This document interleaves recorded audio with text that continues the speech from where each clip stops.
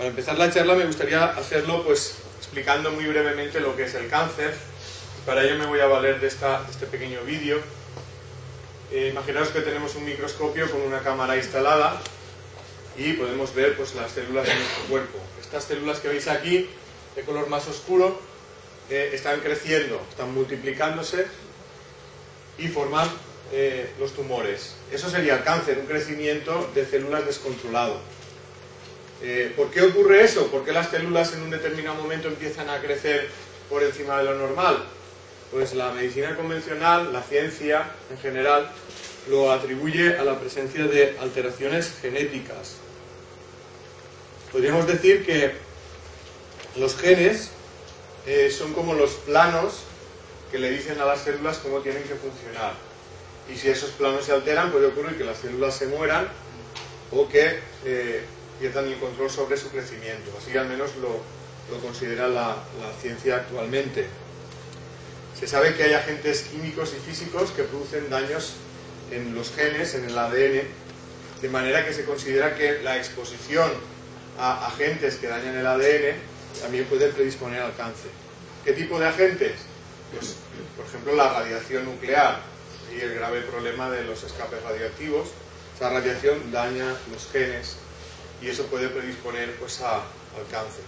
O agentes químicos como puede haber en el humo del tabaco, de los tubos de escape general de la polución, o agentes químicos como el benceno o el amianto también se sabe que producen daños en el ADN. De manera que se considera que la exposición a todos estos agentes, si es intensa o prolongada, puede también aumentar el riesgo de tener cáncer. Pero también es cierto que hay muchas personas que tienen cáncer y que nunca han estado expuestas a dosis importantes de agentes que dañan el ADN, con lo cual es bastante difícil de explicar en general todos los cánceres meramente como una enfermedad provocada por la exposición a agentes que dañan el ADN.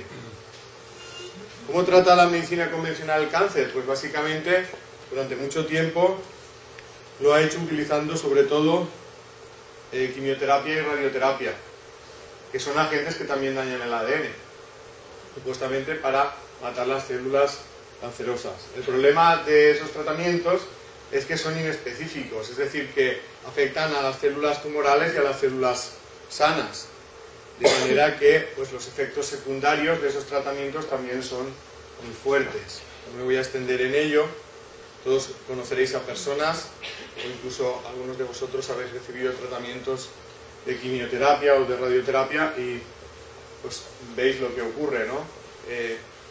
Pero a todos se nos dice que esto es el mal necesario por el que hay que pasar para poder curarse. Sin embargo, yo en algún momento me pregunté hasta qué punto esa forma de tratar el cáncer estaba teniendo éxito. Y para contestar esa pregunta, pues quiero hacerlo con los datos de un artículo de investigación que se publicó en el año 2010 en la revista Annals of Oncology, que es una revista de investigación en cáncer. En este artículo se analiza la evolución de la mortalidad en Europa durante 30 años, desde el año 1975 hasta el año 2005. Nosotros nos vamos a centrar en los datos de España, y en estas dos gráficas está reflejada la mortalidad por cada 100.000 habitantes anual, separada por sexos, porque en realidad mueren más hombres de cáncer que mujeres. Por ejemplo, si nos fijamos en los datos de la mortalidad en mujeres, bueno, en este eje, en el eje horizontal estaría representado 2 años, y en el eje vertical el número de muertes por cada 100.000 personas. Si vemos, por ejemplo, los datos del año 1975, ese año murieron unas 95 mujeres por cada 100.000 de cáncer. En el caso de los hombres, 150 por cada 100.000. Si vemos la evolución de esa mortalidad a lo largo del tiempo, vemos que más o menos en las mujeres se mantiene más o menos estable, tal vez con una ligera disminución, pero no es significativa. Y en el caso de los hombres, a partir de los años 80 se produce un incremento y luego más o menos se mantiene estable. De manera que, por ejemplo, en el caso de los hombres, en el año 2005 murieron más hombres de cáncer que en el año 1975.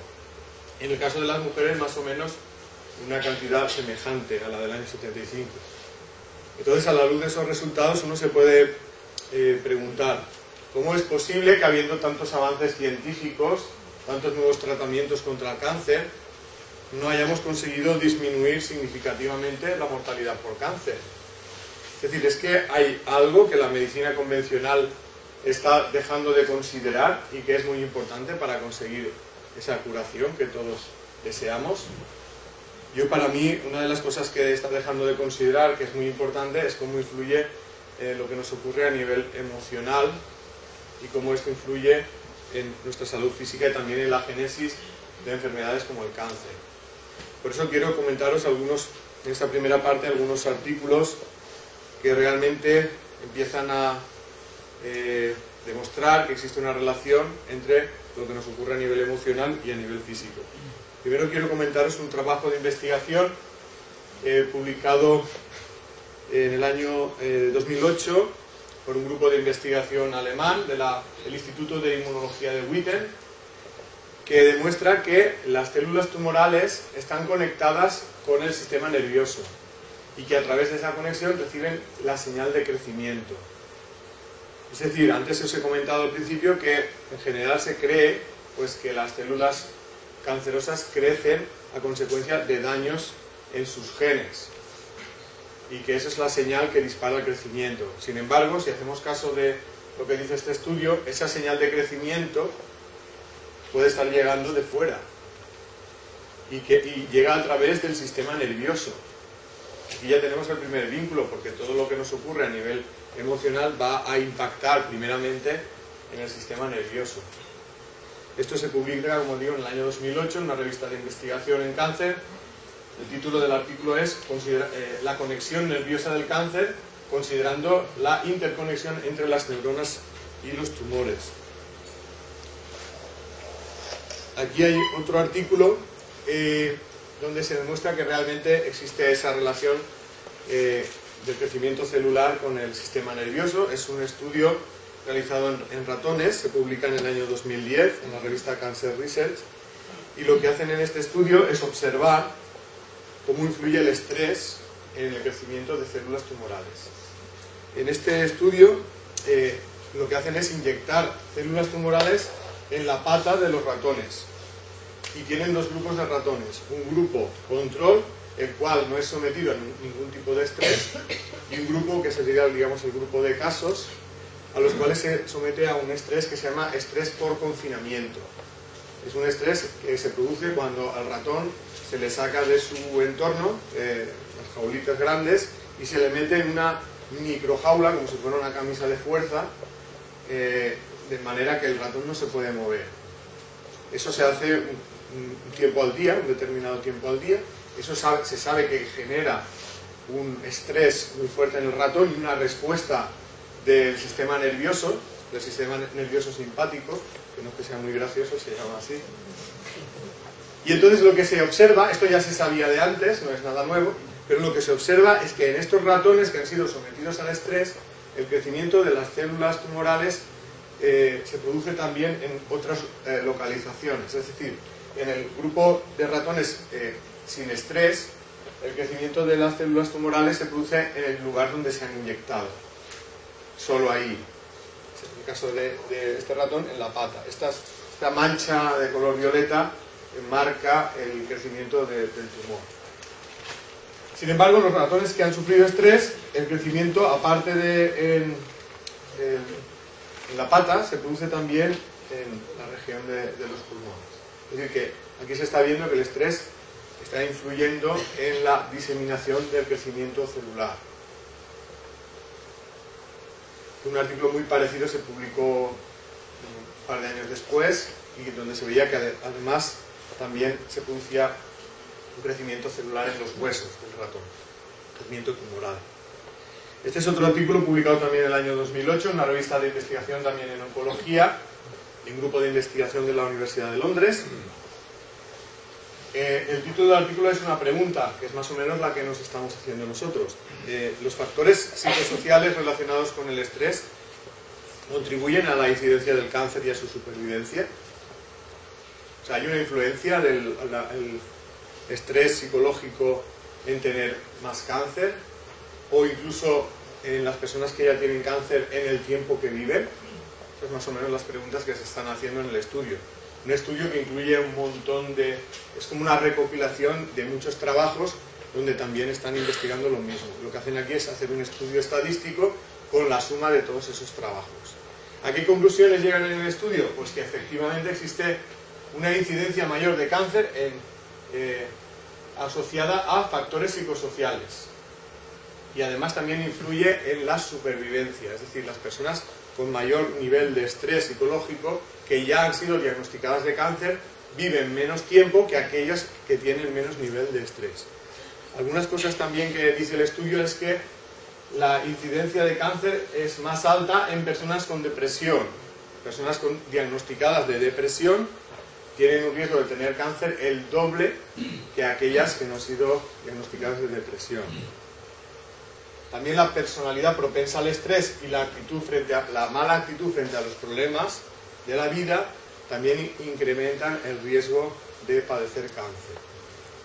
Esto era un pequeño preámbulo pues, para presentaros el trabajo de un médico alemán, el Dr. Hammer, que para mí es la persona que más ha profundizado a la hora de demostrar la relación entre lo que nos ocurre a nivel psíquico y lo que nos ocurre a nivel físico. Él trabajaba en un hospital en Múnich, hospital oncológico de Múnich, dedicado al tratamiento del cáncer, hasta que un hecho trágico cambia su vida. Y ese hecho trágico tiene mucho que ver pues, con los descubrimientos que él va a hacer posteriormente. Ese hecho trágico tiene que ver con lo que le ocurrió a su hijo, Dirk Hammer. Es este chico que veis aquí en la imagen. Dirk Hammer, pasando unas vacaciones en Italia, recibe un disparo en la cabeza y a consecuencia de ese disparo queda en coma. Os preguntaréis qué tiene eso que ver con el cáncer o con lo que estamos hablando hoy. Pues tiene que ver porque a raíz de este suceso tan trágico, el doctor Hammer y su mujer, también doctora, la doctora Sigrid Hammer, ambos padres desarrollan un cáncer al mismo tiempo. Él de testículo y ella de mama. Su hijo, después de varios meses en coma, acaba falleciendo. Su mujer también. Y en ese estado de cosas, el doctor Hammer dice que tiene una especie de sueño muy vívido, donde dice que contacta con su hijo, convenciéndose de que sigue viviendo en otro plano de la existencia. A partir de ese momento, el doctor Hammer se recupera espontáneamente de su cáncer e inicia una nueva investigación, basándose en la hipótesis de que tanto su cáncer como el de su mujer estuvieron relacionados con el brutal conflicto que vivieron con el asesinato de su hijo. Él relaciona la génesis de su cáncer y el de su mujer con la experiencia traumática causada por ese asesinato. Y se pregunta además, ¿no puede ocurrir que en el caso de otras personas con cáncer haya algún tipo de evento traumático en su vida que sea anterior a la enfermedad y que sea el detonante de esa enfermedad? Pues eso es lo que él va a intentar demostrar con su investigación. Es una investigación que dura muchos años, donde él analizará pues, más de 100.000 casos, llega a una serie de conclusiones que yo os voy a intentar resumir a partir de ahora. La primera de esas conclusiones es lo que se denomina la primera ley de hierro de Hammer, que básicamente dice que el cáncer y otras enfermedades físicas son un programa biológico que se activa cuando hay una situación de emergencia orgánica. Esto puede ser una situación que pone en riesgo la vida, o que hay una función importante del cuerpo que deja de funcionar, o algún órgano que deja de funcionar. Esto genera un déficit Y lo que hace el cuerpo es intentar responder a ese déficit, intentar paliar la deficiencia que se ha provocado. Esa situación de emergencia orgánica puede estar causada por un problema físico, pero también puede estar causada por un conflicto psicológico. Generalmente el conflicto tiene que ser un conflicto grave, desde el punto de vista de la persona que lo sufre, que te suele pillar por sorpresa, desprevenido, y que se suele vivir en soledad. Es decir, es un conflicto altamente traumático. El doctor Hammers además se da cuenta que cuando se produce este tipo de conflicto, se produce una alteración en el cerebro. Es una alteración eléctrica, electromagnética, que se puede detectar a través de un TAC, de un escáner cerebral. Aquí tenemos en la imagen un TAC de un paciente y esta señal, que os digo, esta alteración en forma de diana, tendría el centro aquí y los círculos concéntricos más o menos abarcando este área. Igual en la siguiente diapositiva se ve mejor. Aquí tendríamos el centro de la diana y veis círculos concéntricos alrededor, más o menos en este caso abarcando toda el área del cerebro. El doctor Hammers dice que la intensidad de esta alteración depende de la intensidad del conflicto emocional, es decir, conflictos emocionales más intensos producen alteraciones también más extensas en el cerebro y enfermedades más graves. Otra de las cosas que descubre el doctor Hammers es que el lugar en el cerebro donde aparece esta alteración, ahí me van a pasar. El lugar donde se produce esta alteración eléctrica en el cerebro no es casualidad, sino que existe una relación entre el tipo de conflicto emocional, lugar en el cerebro donde impacta ese conflicto,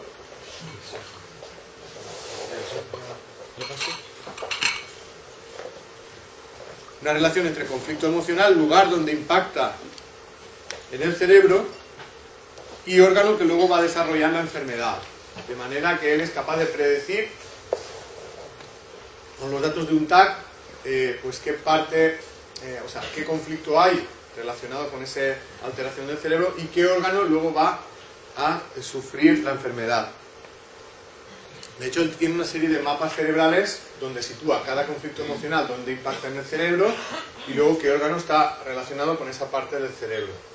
Un ejemplo para que se entienda mejor. Vamos a poner el cáncer de mama que afecta a la glándula mamaria. En este caso tendríamos a nivel emocional un conflicto de preocupación o pelea en el hogar. A nivel del cerebro, este conflicto produce una alteración en el cerebelo, que es esta parte del cerebro de aquí atrás, coloreada de amarillo. Si hacemos un corte horizontal y lo vemos desde arriba sería esta parte, y si la ampliamos tenemos esta parte. Pues aquí tenemos coloreado en naranja los dos partes o los dos lugares donde aparecería una alteración eléctrica cuando hay un conflicto de esa naturaleza.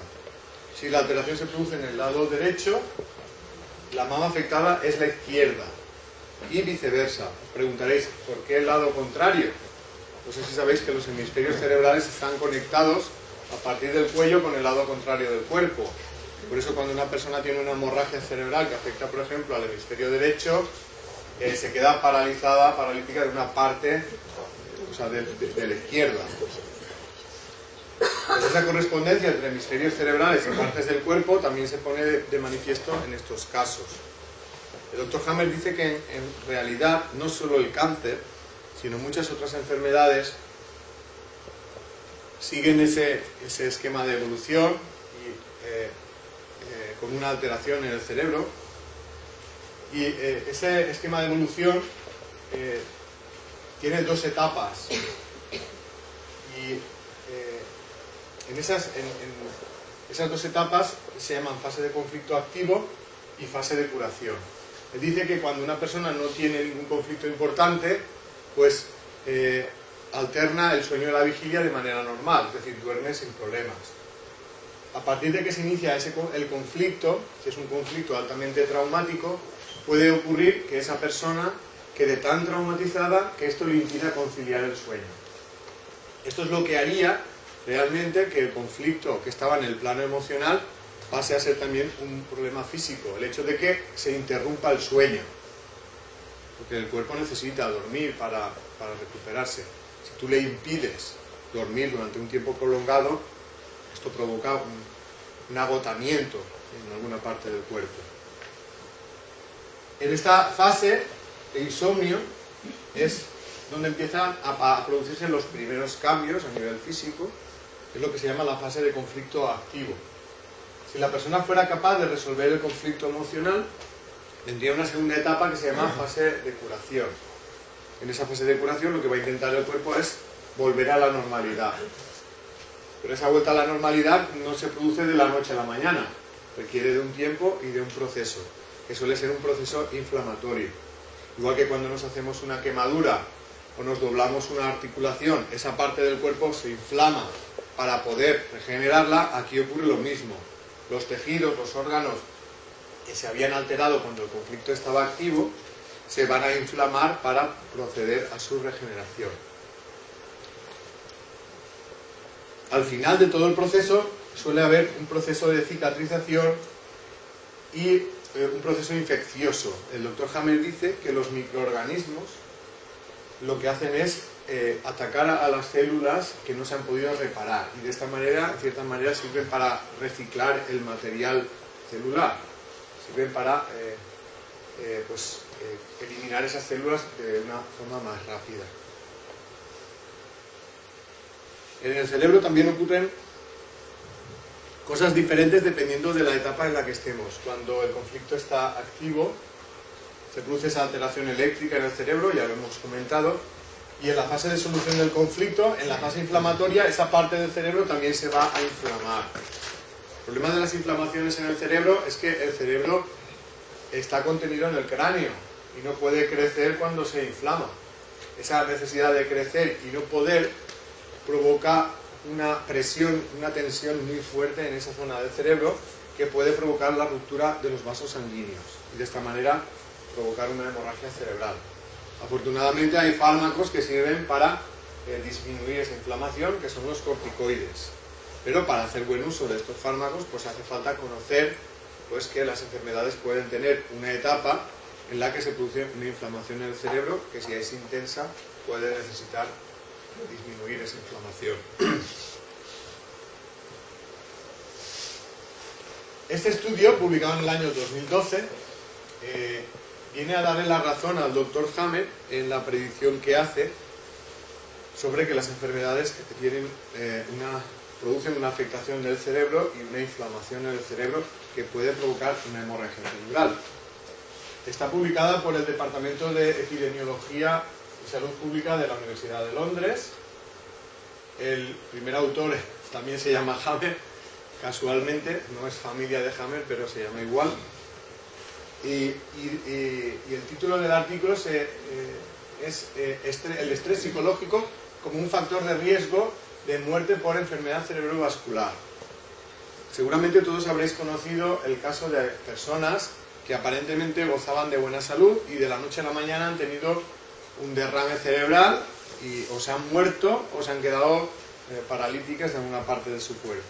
Y aparentemente esto parecía ser pues cosa de impredecible, ¿no? Como que es una lotería macabra que te puede tocar en cualquier momento sin saber el por qué ni cuándo. Desde este punto de vista, esto no sería por casualidad. Tal vez esta persona ha estado pasando por un conflicto emocional intenso que ha entrado en fase de solución y que ha provocado una inflamación en una región del cerebro que ha sido tan intensa que ha provocado la hemorragia del cerebro y la muerte. Por eso él encuentra una relación entre el estrés psicológico y la muerte por enfermedad cerebrovascular. Si no asumiéramos el modelo que el Dr. Hammer propone, nos sería muy difícil encontrar una explicación a esa relación. Sin embargo, con lo que el Dr. Hammer dice, esto es fácilmente explicable, este resultado.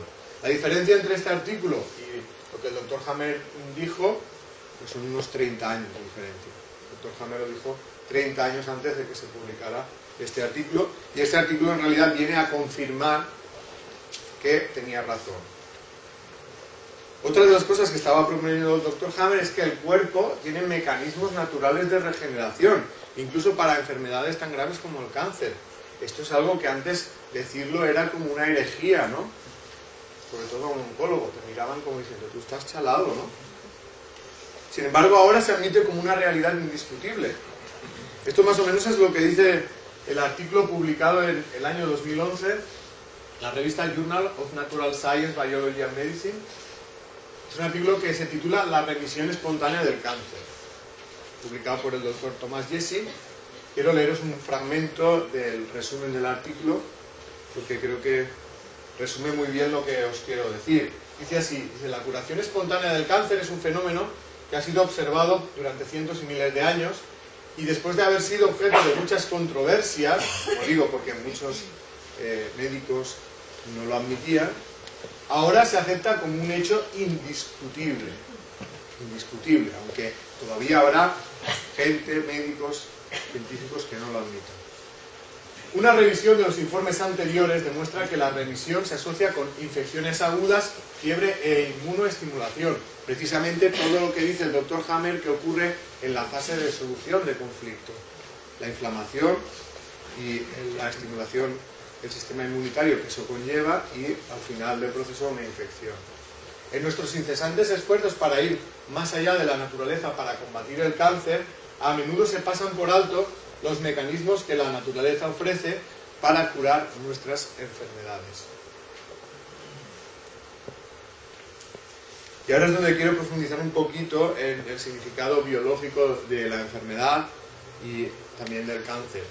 Antes hemos comentado que era una respuesta del cuerpo ante una situación de emergencia orgánica, una situación que pone en riesgo la vida o alguna función importante del cuerpo. Para explicar mejor lo que esto quiere decir, voy a poner de ejemplo el cáncer de pulmón. Según el Dr. Hammer, el cáncer de pulmón se produce cuando hay una falta grave de oxígeno, una carencia de oxígeno. Y el cáncer de pulmón es como un intento del cuerpo de obtener una mayor cantidad de oxígeno. ¿Por qué puede haber una carencia de oxígeno grave? Puede ser por una causa física. Por ejemplo, en el fumador que ha estado toda la vida machacando sus pulmones, llega un momento en que esos pulmones están tan deteriorados que no captan el oxígeno suficiente que esa persona necesita para vivir. El cuerpo detecta esa falta de oxígeno y el cerebro envía una señal a los alveolos pulmonares, a las células de los alveolos, para que empiecen a crecer. Es entonces cuando se forman tumores en los pulmones, lo que llamamos cáncer de pulmón. Sin embargo, el Dr. Hammer dice que estos tumores que se forman tienen una función. Serían como una especie de pulmón de emergencia que iría destinado a captar el oxígeno que esa persona por la vía normal ya no puede captar. Esto nos hace entender también ese primer trabajo que os dije, donde el sistema nervioso le daba la señal a las células tumorales para crecer. Visto lo visto, ahora entendemos que esas células no es que se han rebelado contra el cuerpo, sino que es el propio organismo el que ha propiciado el crecimiento celular, porque necesita de una función extra en ese momento y a través de ese crecimiento la está consiguiendo. Es decir, que el cáncer del pulmón en sí no es la enfermedad, sino la respuesta del cuerpo ante una situación que es la falta de oxígeno, que realmente sería la verdadera enfermedad. Pues ese mecanismo biológico también se puede activar como consecuencia de un conflicto psicológico. El conflicto sería un conflicto intenso de miedo, ansiedad o angustia. Cuando una persona vive un conflicto de esa naturaleza, puede ocurrir que su respiración se vea afectada, se vuelva insuficiente, de manera que se produce una falta de oxígeno. El cuerpo detecta esa falta de oxígeno y activa el programa que tiene para captar más. Es decir, que el cuerpo en realidad no sabe muy bien por qué falta el oxígeno, solo sabe que falta oxígeno y activa el programa que tiene para captar más. Si os resulta difícil entender cómo una falta de oxígeno puede venir a consecuencia de un problema emocional, no tenéis más que ver lo que le ocurre a una persona cuando tiene un ataque de ansiedad. ¿Qué le pasa? Pues que se pone muy nerviosa y sus bronquios empiezan a contraer, empieza a tener dificultades para respirar, incluso se llega a desmayar por la falta de oxígeno. Al desmayarse los bronquios se relajan y entonces vuelve a respirar con normalidad. Pues esta situación que vemos casi inmediatamente que se suceden los acontecimientos, es decir, el origen emocional, que es la ansiedad, la falta de oxígeno causada por la ansiedad y el desmayo causado por la falta de oxígeno, pongamos que es una situación más a largo plazo, donde la falta de oxígeno va más poco a poco, pero es peligrosa para la supervivencia. Pues entonces entendemos cómo el cuerpo se intenta adaptar a esa situación de falta de oxígeno, pues intentando captar más, activando ese programa que tiene para captar más oxígeno. Pues de esa manera intentaría el Dr. Hammer explicar cada una de las enfermedades, viendo su significado biológico. Por lo que he dicho hasta ahora, alguien podría decir, realmente esto que tú dices no se cumple, porque si ahora empezamos a preguntar a cada persona por sus problemas emocionales, seguramente todo el mundo contará un montón de problemas, pero no todo el mundo está enfermo físicamente. Porque la mayoría tiene una cosa u otra, que no sea muy grave. En realidad no es el hecho de tener problemas, sino cómo uno los afronta, lo que le puede predisponer a la enfermedad física. Por eso podríamos decir que existe una personalidad susceptible a la enfermedad física o al cáncer. Vamos a repasar algunas de esas características. Por ejemplo, la tendencia de muchos años, esto puede arrancar en la infancia, a reprimir emociones tóxicas de cólera, resentimiento y hostilidad. La persona susceptible a la enfermedad tiene dificultad en encajar estas emociones tóxicas, es decir, las alimenta en cierta manera, alimenta el sufrimiento interno y este sufrimiento luego acaba apareciendo físicamente. También suelen ser personas que se sienten poco queridas, suele haber un historial de carencia afectiva que puede arrancar en la infancia, porque no se sintieron queridos en la familia. Eso hace que sean personas muy vulnerables a nivel emocional, y cuando les aparece algún problema de ese estilo en su vida, les cuesta mucho resolverlo. También suelen ser personas que les cuesta expresar el dolor interno,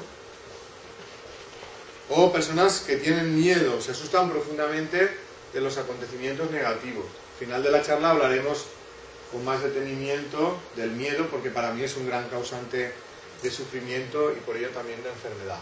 Y ahora vamos a hacer un repaso a las relaciones entre conflictos emocionales y enfermedades físicas.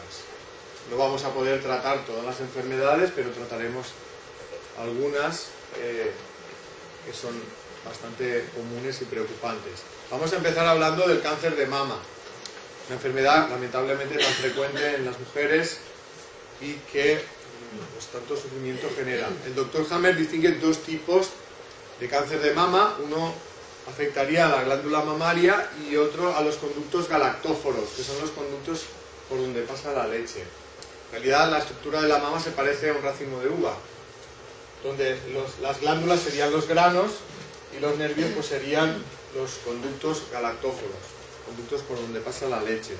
Puede haber cáncer de glándula o cáncer de los conductos. Cada uno de esos cánceres tiene un conflicto emocional diferente asociado.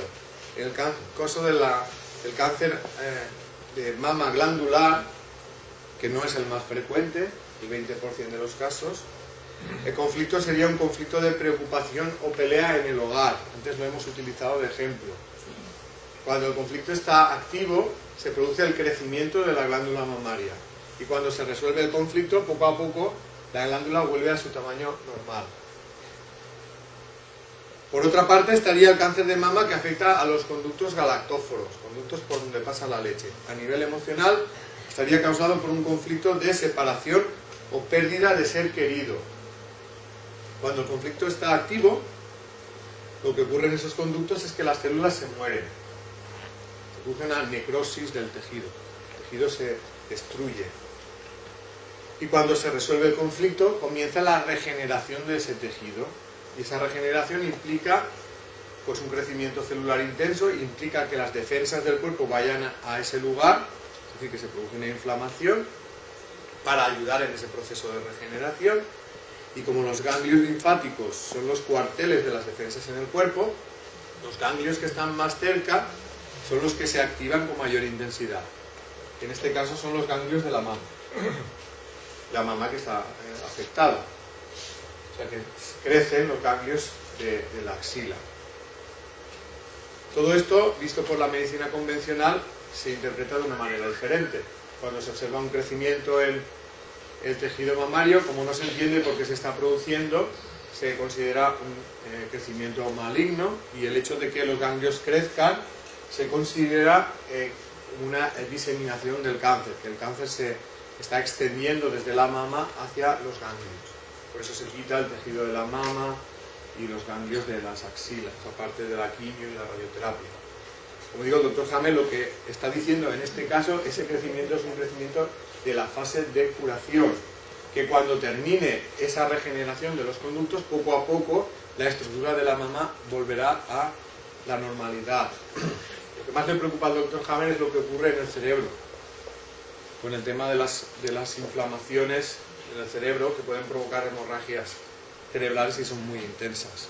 Sí que es cierto que hay veces que todo ese proceso provoca una acumulación de tejido de desecho, como el pus de las heridas.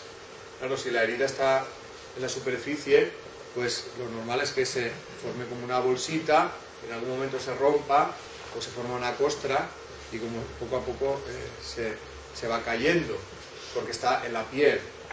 Si la herida está por dentro, claro, esa bolsa de desecho, a veces ese pus sale como una supuración por el pezón, pero hay veces que los conductos están obturados y no puede salir, entonces se forma dentro del tejido mamario y puede necesitar una cirugía para eliminarlo. Hay veces que el propio tejido lo que va haciendo es va expulsando esa acumulación de tejido muerto hacia afuera, y se aparece como una herida, una costra, que poco a poco va saliendo al exterior hasta que el tejido se regenera completamente. Sé que todo esto resultará difícil de encajar. Afortunadamente hay artículos pues, que demuestran que realmente el doctor Hammer tiene razón en lo que dice. Primero vamos a hablar de esa parte del origen emocional que puede venir del cáncer de mama. Este es un artículo publicado en el año 2003 en la revista American Journal of Epidemiology. Es un artículo publicado por el Departamento de Salud Público de la Universidad de Helsinki. Es un estudio donde están intentando ver si hay algún tipo de evento estresante de la vida que incluya el riesgo de tener cáncer de mama. Es un estudio realizado en una población de más de 10.000 mujeres. ¿A qué conclusión llegan en el estudio? Pues a esta, dice: el divorcio, la separación, la muerte del esposo y la muerte de un familiar cercano o un amigo se asociaron con un mayor riesgo de cáncer de mama. Pues eso es lo que decía el doctor Hammer, conflicto de separación o pérdida de un ser querido. La diferencia, pues unos 20 y pico años, entre que lo dijo el doctor Hammer y sale este estudio, publicado por investigadores que no tienen ninguna relación con él. Este es otro artículo publicado por el Instituto Karolinska de Estocolmo, un instituto muy prestigioso en Suecia, publicado, como digo, en 2004 en el International Journal of Cancer, en la revista, y el título del artículo es Riesgo de cáncer de mama maternal después de la muerte de un hijo. En este estudio detectan un aumento de riesgo de cáncer de mama significativo entre las mujeres que habían perdido a su único hijo cuando éste tenía entre 1 y 4 años de edad. Esas mujeres tenían un riesgo de casi 3 veces mayor de tener cáncer de mama que las mujeres que no habían pasado por esta experiencia traumática en su vida. Fijaros que esta puede ser la situación dentro del perder a un hijo más traumática, que sea tu único hijo y que además lo pierdas cuando es pequeño.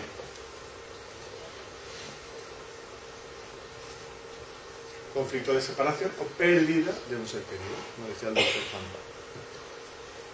Este es otro artículo que habla respecto a la remisión espontánea del cáncer de mama, publicado en el año 2008.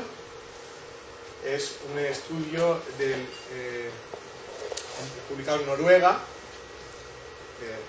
El objetivo del estudio inicialmente no tenían nada que ver con ver nada sobre la remisión espontánea del cáncer de mama. Era un estudio que se había hecho para ver si las mamografías frecuentes servían para detectar el cáncer de mama precozmente y de esta manera tratarlo antes de que se malignizara. En este estudio pues se hacían mamografías en dos grupos de mujeres. A un grupo se le hacían mamografías frecuentes cada 6 meses y al otro no. Era una mamografía al principio y al final del estudio. Y como el estudio duraba 6 años, era una mamografía cada 6 años. Resulta que cuando hacen el recuento de números de cáncer en cada grupo, para su sorpresa se encuentran que en el grupo de mujeres donde se habían hecho mamografías cada 6 meses había mayor número de casos de cáncer de mama. Y entonces ellos dicen, bueno, ¿esto cómo puede ser? Se supone que la mamografía no es una técnica tan invasiva como para incrementar el riesgo de tener cáncer de mama. ¿Cómo interpretan ellos ese resultado? Pues lo voy a leer de su artículo. Dice, debido a que la incidencia entre el grupo control de cáncer de mama nunca alcanzó la del otro grupo, de las mamografías cada 6 meses, parece ser que algunos tipos de cáncer de mama detectado por cribado mamográfico no persisten lo suficiente para ser detectables por una mamografía al final de los 6 años. Esto plantea la posibilidad de que el curso natural de algunos cánceres de mama invasivos detectados mediante mamografía es una remisión espontánea. Y no penséis que es un caso de cada 100. Ellos calculan alrededor de un caso de cada 4 desaparecen en ese intervalo de tiempo. Analicemos un poquito, para entender mejor el resultado, un ejemplo, un símil. Imaginaros que estamos intentando contar cuántas veces parpadea una persona a lo largo de una hora y utilizamos dos técnicas para contar. Una es hacerle un vídeo a esa persona de su cara durante una hora y otra es hacerle fotos pues cada minuto. ¿Con qué técnica creéis que vamos a detectar más parpadeos? ¿Con la película o con la foto? Las fotos. El vídeo. Con el vídeo. ¿Por qué? Pues porque el vídeo está tomando instantáneas prácticamente cada microsegundo. Con lo cual no te pierdes ningún parpadeo. En la fotografía, pues todos los parpadeos que haya en ese intervalo en que haces las fotos te los vas a perder. Pues más o menos esto es lo que ocurre aquí. Si tú haces fotos cada 6 meses y fotos cada 6 años, pues en las fotos de cada 6 años las cosas que aparezcan y desaparezcan en ese intervalo de tiempo no las vas a ver. Sin embargo, si haces fotos más frecuentemente, sí que lo puedes detectar. Ellos lo que están diciendo es que hay cambios en la mama, que llamamos cáncer de mama, que aparecen y desaparecen espontáneamente. Es decir, que existe la posibilidad de la remisión espontánea del cáncer de mama. Este artículo se vuelve a repetir exactamente igual en Suecia, se publica en el año 2011 en la revista Journal of Lancet Oncology y lo vuelven a interpretar de la misma manera, que tiene que ser porque hay cánceres de mama que remiten espontáneamente. Antes de esos trabajos ya había habido casos reportados en la bibliografía, es decir, artículos que hablaban de remisiones espontáneas de cáncer en mujeres concretas. Alguien puede decir, bueno, si eran casos sueltos será una cosa muy infrecuente. El otro artículo ya dice que no es tan infrecuente. Lo que normalmente pasa es que muchos casos pasarían desapercibidos por una sencilla razón, porque cuando una mujer es diagnosticada de cáncer de mama, al poco tiempo, casi inmediatamente, es tratada. De manera que a partir de ese momento tú no sabes si lo que ocurre es consecuencia del tratamiento o forma parte de la historia natural de la enfermedad. Pero en estos casos, por diferentes motivos, esas mujeres no fueron tratadas inmediatamente al diagnóstico. Por ejemplo, había el caso de una mujer que es diagnosticada de cáncer y sufre un accidente de tráfico. De manera que se rompe un montón de huesos y tienen que operarla para reconstruirle el esqueleto y además esperar a que los huesos suelden pues para empezar a tratarla. Y resulta que en ese intervalo han pasado 3 meses. Y cuando ya vuelven a hacerle las pruebas para empezar a tratarla de su cáncer de mama, resulta que ha desaparecido. O sea, en esos 3 meses le dio tiempo a la mama a recuperar la estructura normal. Entonces, pues eso lo contaron esos investigadores, esos médicos. Pues así hay unos cuantos casos publicados antes de esos estudios. Es decir, que hay evidencia de que realmente existe la posibilidad de la remisión espontánea, sobre todo en casos de cáncer de mama intraductales, porque ya es en fase de solución de conflicto. Cambiemos un poco de tema, hablemos ahora de las enfermedades cardiovasculares, enfermedades del corazón, infartos, angínas de pecho. Según el doctor Hammer, son conflictos de territorio. Un conflicto de territorio sería, por ejemplo, la pérdida de algo que uno considera de su propiedad. Este algo puede ser, pues imaginaros, perder la vivienda, el trabajo, la empresa, incluso una pérdida personal si uno consideraba a esa persona de su propiedad. No solo el doctor Hammer habla de esto, hay otros investigadores que le dan la razón.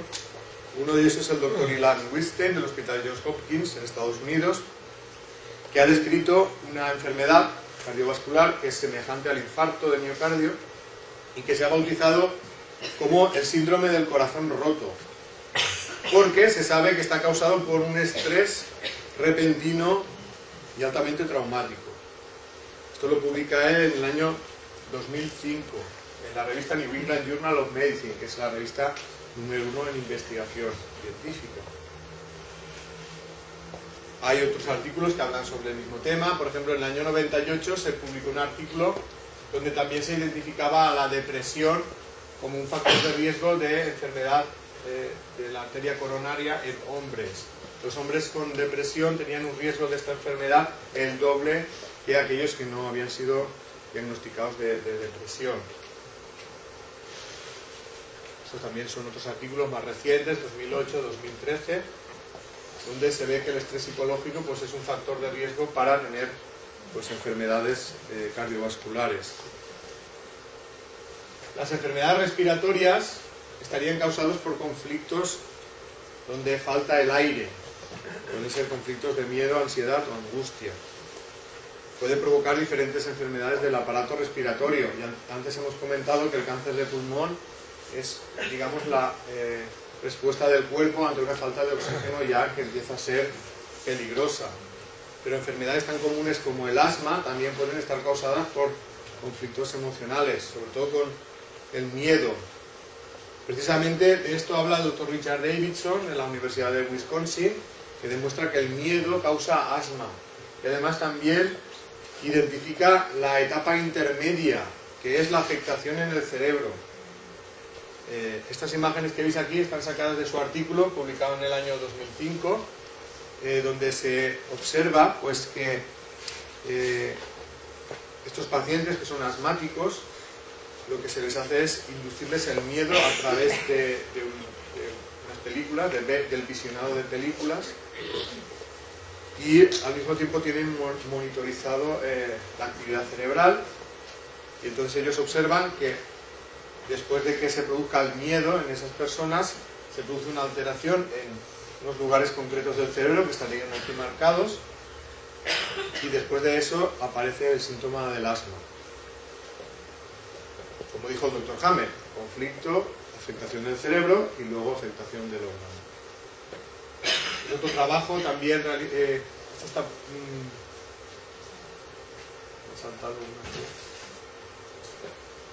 es un trabajo que está realizado en la Facultad de Medicina de la Universidad de Valencia y en el Instituto de Investigación INCLIVA, que es también al que yo pertenezco. Y a mí me alegra mucho porque en mi propio instituto ya se empiece a valorar la relación entre lo emocional y lo físico, pues también pues ya te hace sentir menos solo, ¿no? Entonces aquí encuentran que hay una relación entre la depresión y el cáncer de pulmón y los niveles de una proteína que se llama interleuquina 6, que está relacionada con un proceso inflamatorio.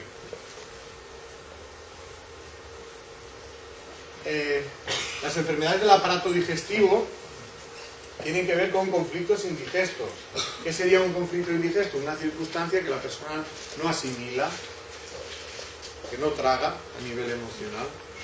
Esto provoca enfermedades de todo el tracto digestivo, del hígado, de la vesícula biliar y del páncreas, porque son órganos que participan en el proceso de la digestión. Aquí hay un artículo publicado en el año 2010 que encuentra una relación entre la soledad, la expresión de una proteína relacionada con el crecimiento de los tumores, bueno, la diseminación de los tumores, y el cáncer colorectal. Los conflictos que tienen que ver con la sexualidad y la reproducción afectarían a los órganos sexuales.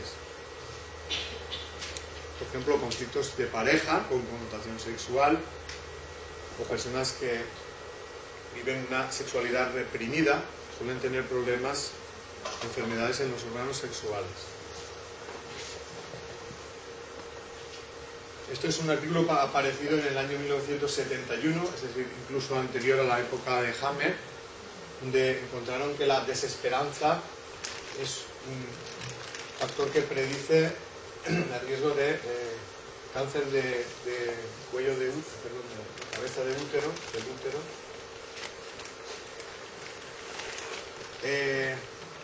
Las enfermedades de los huesos y del sistema inmunitario estarían relacionados con conflictos donde se produce la pérdida de la autoestima. Esto afecta a los huesos y a la médula ósea. Como la médula ósea se produce la sangre, pues las enfermedades de la sangre también tienen que ver con estos conflictos. Enfermedades de los huesos, que puede ser cáncer de hueso, puede ser artritis, puede ser osteoporosis, enfermedades de la sangre como las anemias y las leucemias. Hay artículos recientes que encuentran relación entre los factores psicológicos y el riesgo de leucemia aguda, pero hay incluso artículos desde el año 1958, o sea, muchísimo antes de Hammer, que había habido investigadores que encontraron una relación entre los factores emocionales y la leucemia. En este caso eran leucemias en niños y adolescentes.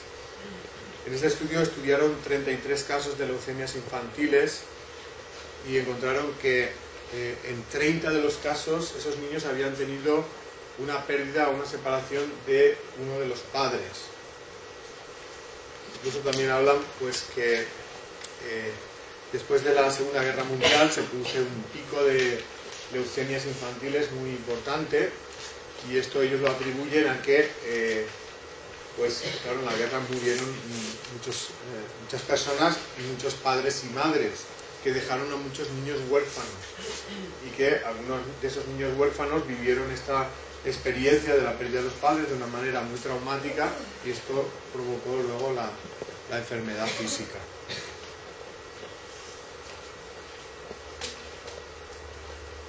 Hablemos ahora del tratamiento. ¿Cómo deberíamos afrontar el tratamiento de este tipo de enfermedades? Puesto que estamos hablando de que hay enfermedades que pueden venir de conflictos emocionales y el cuerpo tiene mecanismos naturales de regeneración cuando se solucionan los conflictos, pues la terapia de esas enfermedades debería tener una parte de terapia emocional que iría orientada a la identificación de los conflictos y a su resolución, porque esto es lo que va a activar los mecanismos naturales de regeneración.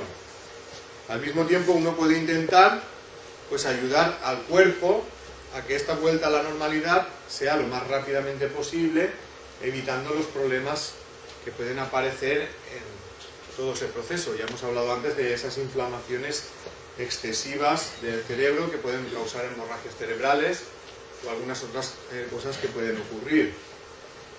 ¿Qué se puede utilizar aquí? Ya hemos hablado del uso de los corticoides.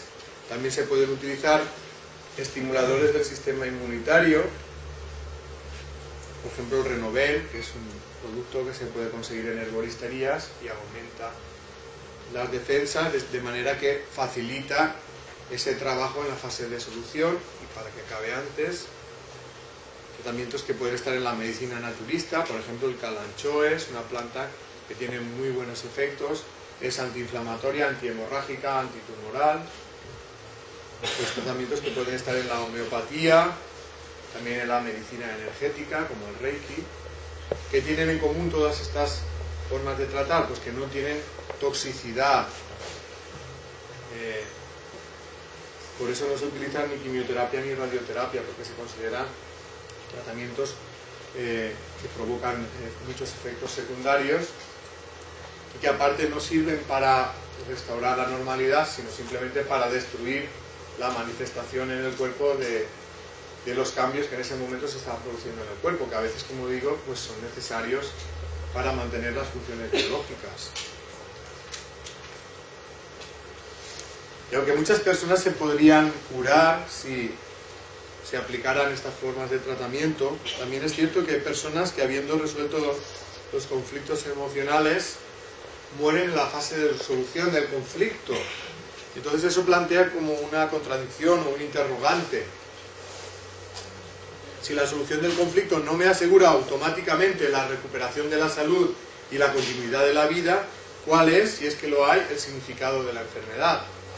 Además sabemos que hay enfermedades que no vienen de conflictos emocionales, por ejemplo las enfermedades congénitas, enfermedades de nacimiento.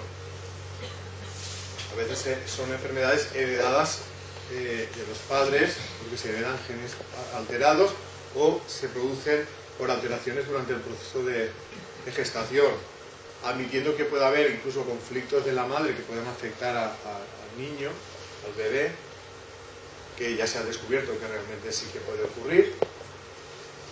No podemos atribuir todas a ese tipo de causas. ¿Cuál sería el origen de estas enfermedades? Porque no se explicarían desde el punto de vista de la medicina germánica. Por eso es necesario, para buscar respuesta a estas preguntas, profundizar en una segunda parte que yo he llamado el significado espiritual de la enfermedad.